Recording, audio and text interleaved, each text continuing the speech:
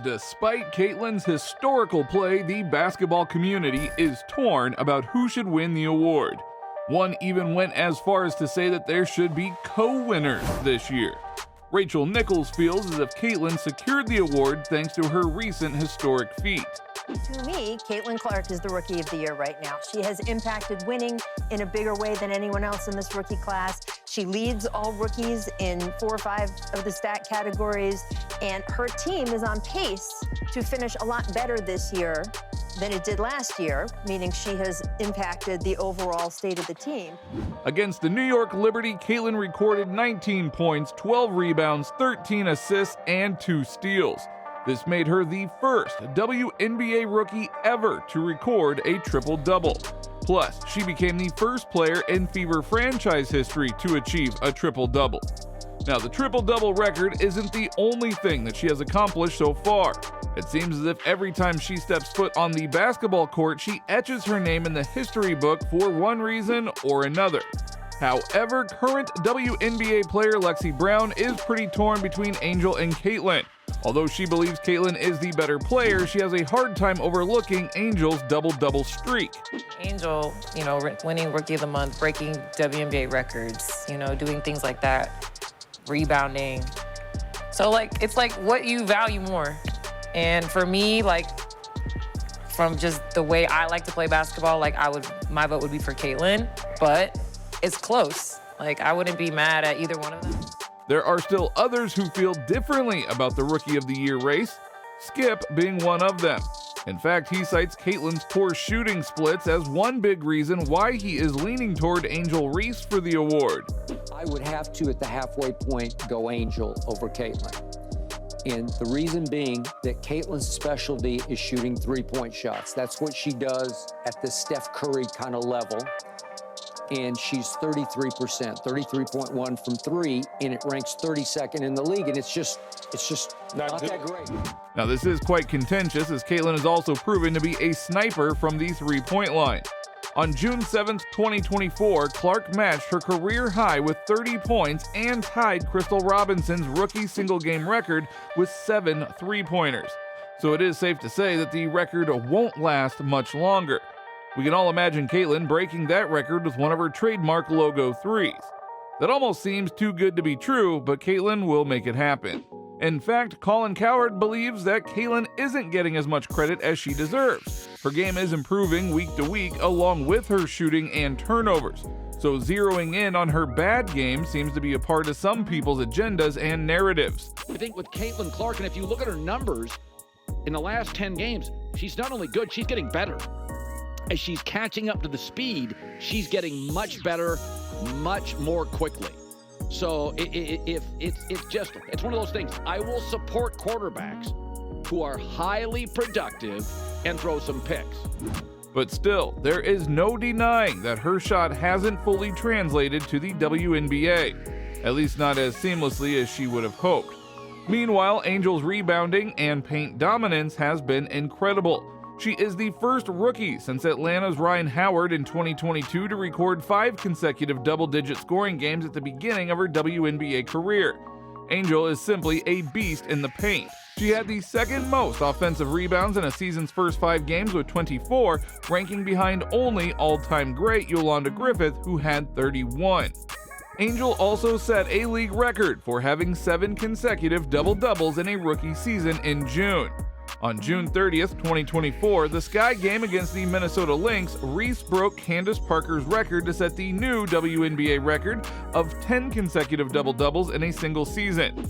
For her trouble, she was named a Rookie of the Month in June. Shortly after that, on July 7th, 2024, Angel set the new WNBA record of 13 consecutive double-doubles. So even Angel's name is etched into the history books. This is exactly why everyone was so excited about this year's rookie class. Some even consider this to be more impressive than Caitlin's triple-double.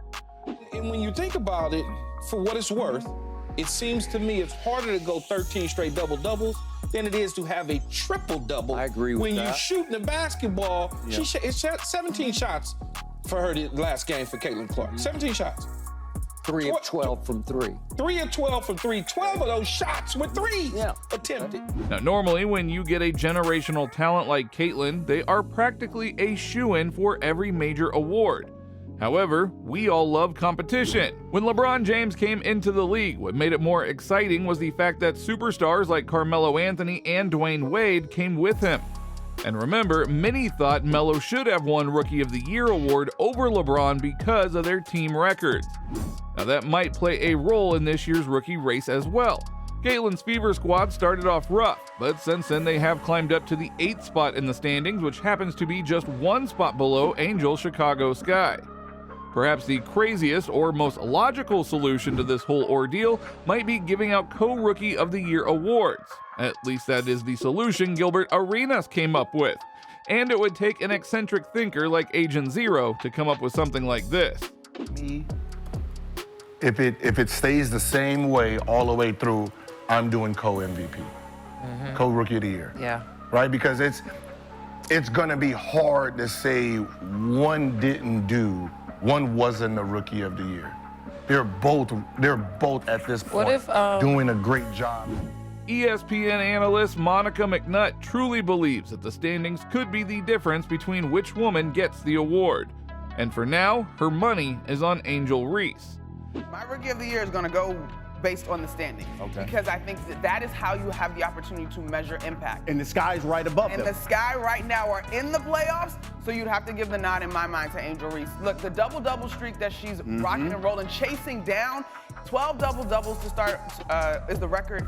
She even makes the point that what Angel is doing is more impressive than Caitlin because there aren't any other #1 draft picks on her team, while Indiana has had building blocks leading up to them drafting Caitlin.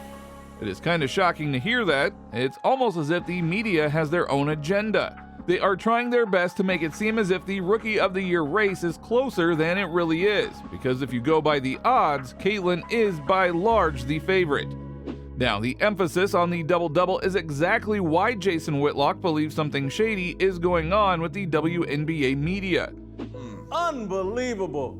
No one knows who had the record for 9 straight. No one cares. Who has the record, even in the NBA? Do we have any clue who's had the most consecutive double-doubles? It's a distinction. It's not a record. They're trying to draw a box score person. He is arguing that the WNBA is going out of its way to diminish Caitlin's accomplishments so they can shine a light on other players. Everyone knows that Caitlin is a shoo-in for the Rookie of the Year award, but by highlighting Angel's accomplishments, you can create a different narrative. I know what they're doing here with all this double-double talk. The only time I talk about double-doubles is when I'm at in and out, okay?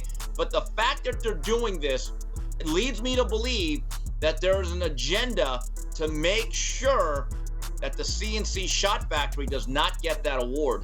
Despite the shady rumors and whether or not the WNBA is purposely trying to push Angel Reese more than Caitlin, there is no denying that Angel has been playing great, which is why Stephen A. Smith is so willing to give her flowers. She goes out in the midst of all of this pub and notoriety being thrown in the direction of a Caitlin Clark. And everybody is talking about, yeah, but it's Caitlin Clark and everybody else. Well, Angel Reese like, nah, it ain't Caitlin Clark and everybody else. It's me too. Now, if you ask the fans, they clearly have their mind made up. Caitlin is so far ahead that no one can touch her. And they look at the top All-Star voting totals from last season to this season shows just that. So A'ja Wilson was the top vote getter in 2023 with nearly 100,000 votes. This season, Clark and her Fever teammate, Aaliyah Boston, finished first and second with 700,000 and 618,000, respectively, in fan voting. However, SportsCenter's Rebecca Lobo is not so convinced. The fact that Angel might become the 3rd rookie ever to lead the league in rebounding makes her think that the race is much closer and could go either way.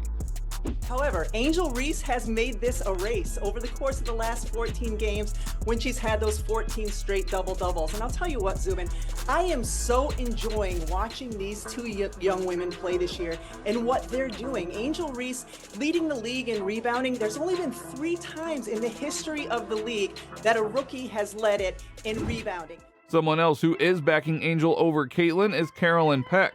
She went as so far as to dig up plus and minus records and net ratings to support her argument.